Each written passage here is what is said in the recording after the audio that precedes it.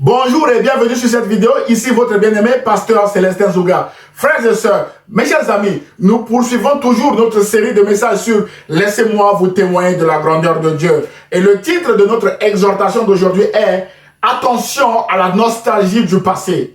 Mes chers amis, que nous soyons chrétiens ou non, personne dans la vie ne souhaite reculer. Nous voulons toujours avancer vers nos objectifs. Malheureusement, parfois, sous la pression des événements de la vie, brutalement, nous pouvons être amenés à nous apitoyer sur notre sort en comparant notre situation actuelle, moins attirante à la précédente, bien meilleure dans le passé, et à prendre la décision de rebrousser chemin, de revenir en arrière, de repartir là où on était afin d'arrêter notre souffrance en cours, mes bien-aimés. Personne n'aime souffrir. C'est la nostalgie du passé, mes bien-aimés dans le Seigneur.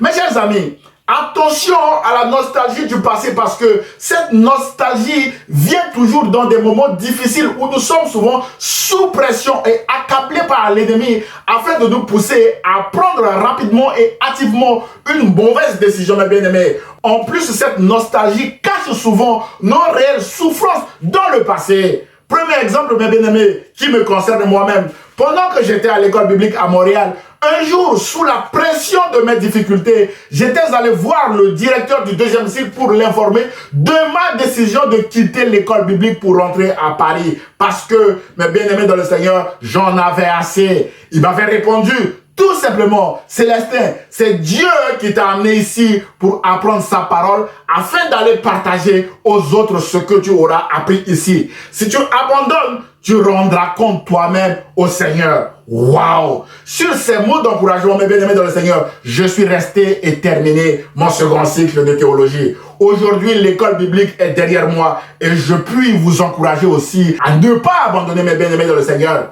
Le deuxième exemple est tiré de la Bible, mes bien-aimés dans le Seigneur. Alors que le peuple de Dieu, qui venait d'être libéré de l'esclavage en Égypte, était confronté à la difficulté de vivre dans le désert, mes bien-aimés, voici leur plainte contre Dieu au sujet de la manne que Dieu leur donnait tous les jours. Il est écrit en Nombre chapitre 11, versets 4 à 5, mes bien-aimés dans le Seigneur. Les Israélites recommencèrent à pleurer en disant, « Ah, si seulement nous pouvions manger de la viande, nous regrettons le poisson qu'on mangeait pour rien en Égypte, et les concombres, et les melons, et les poireaux, et les oignons, et l'ail. » Mes bien-aimés dans le Seigneur, à présent, nous dépérissons, nous sommes privés de tout, rien que de la manne, toujours de la manne. Waouh!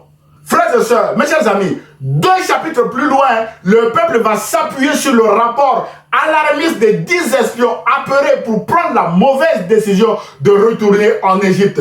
Il est écrit en Nombre chapitre 14, versets 2 à 4 que tous les enfants d'Israël murmuraient contre Moïse et Aaron.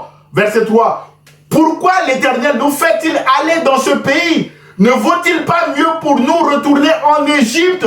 Verset 4, et ils se dirent l'un à l'autre, nommons un chef et retournons en Égypte. Waouh! Conséquence de ces réactions, mes bien-aimés dans le Seigneur, le peuple de Dieu a essuyé le feu et la foudre à cause de ses plaintes et de ses murmures. Aussi, la grande sentence contre ce peuple incrédule était qu'aucun de ceux qui grognaient, mes bien-aimés dans le Seigneur, ne verra le pays de Canaan sur ordre de l'Éternel. On lit cela, mes bien-aimés dans le Seigneur, dans Nombre chapitre 11 et Nombre chapitre 14.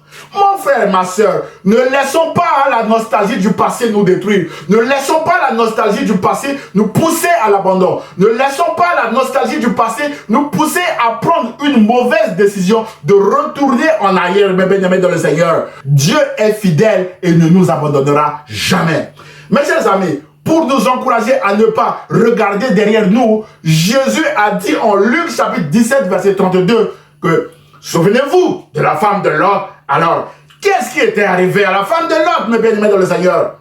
Frères et sœurs, mes chers amis, lors de la destruction de Sodome et Gomorrhe, Dieu voulait épargner la vie de Lot, de sa femme et de ses 2 filles qui séjournaient encore dans cette ville, mes bien-aimés. On lit cette histoire dans Genèse chapitre 19 au verset 15, mes bien-aimés. Il est écrit que dès que l'aube parut, les anges, notamment les 2 anges destructeurs, se firent pressants. Ils dirent à Lot, debout, emmène ta femme et tes 2 filles qui sont ici. Si tu ne veux pas périr, emportés par le jugement qui va s'abattre sur cette ville, mes bien-aimés dans le Seigneur. Au verset 16, il est écrit, comme Lot hésitait encore, les deux hommes les prirent de force par la main, lui, sa femme et ses deux filles, et les traînèrent hors de la ville, car Dieu voulait les épargner. Verset 17. Une fois hors de la ville, l'un des anges lui dit, sauve-toi, il y va de ta vie. Ne regarde pas derrière toi et ne t'arrête nulle part dans la plaine. Fuis vers la montagne si tu ne veux pas périr. Lot s'enfuit, mes bien-aimés dans le Seigneur, avec sa famille. Verset 24. Alors, l'Éternel fit tomber sur Sodome et sur Gomorrhe une pluie de soufre, enflammé par un feu qui venait du ciel de l'Éternel, mes bien-aimés dans le Seigneur. La sentence de l'Éternel est tombée. Verset 26. La femme de Lot fait quoi? Regarda derrière elle et fit changer en une statue de sel. Mes chers amis, la femme de Lot était victime de sa désobéissance parce qu'elle avait regardé derrière elle. Peut-être qu'elle avait probablement une certaine nostalgie de cette ville ou des biens matériels qu'elle a pu acquérir dans cette ville et qui étaient aussi voués au feu, mes bien-aimés dans le Seigneur. Voilà pourquoi elle a regardé derrière elle et, mes bien-aimés dans le Seigneur, Jésus nous interpelle en nous disant, souvenez-vous de la femme de Lot qui était une femme nostalgique du passé, mes bien-aimés dans le Seigneur. Frères et sœurs, mes chers amis, toujours pour nous encourager à ne pas regarder derrière nous, Jésus a aussi déclaré en Luc chapitre 9 verset 62 que quiconque met la main à la charrue et regarde en arrière n'est pas propre au royaume de Dieu. Mais bien aimé, le royaume de Dieu, nous comprenons que est devant nous et non derrière nous. Autrement dit, le meilleur est devant nous, mes bien-aimés. Pour cela, nous devons avancer en faisant attention à la nostalgie du passé qui peut, mes bien-aimés, nous pousser à l'abandon, mes bien-aimés dans le Seigneur, qui peut nous pousser à regarder derrière nous, à faire une comparaison avec notre situation précédente et à prendre la décision de capituler ou bien d'abandonner, mes bien-aimés dans le Seigneur.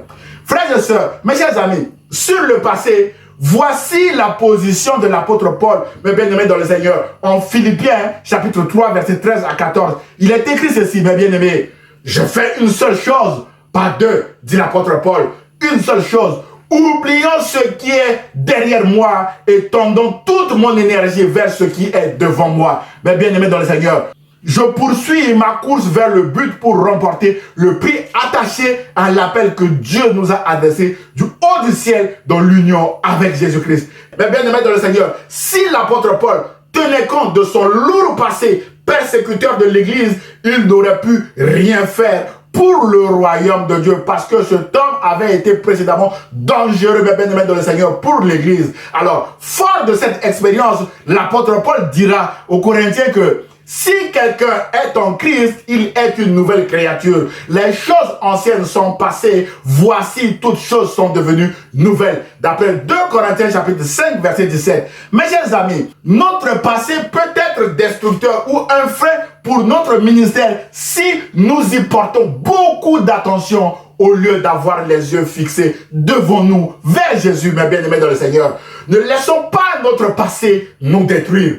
Oublions ce qui est derrière nous et concentrons toute notre énergie, mes bien-aimés dans le Seigneur, sur ce qui est devant nous. Rappelons-nous toujours que le meilleur est devant nous. En conclusion de notre exhortation d'aujourd'hui, mes chers amis, frères et sœurs, madame, monsieur, le but de ce message n'est pas de nous pousser à ignorer notre passé, mais de nous interpeller, mes bien-aimés, sur notre avenir quand Jésus-Christ reviendra.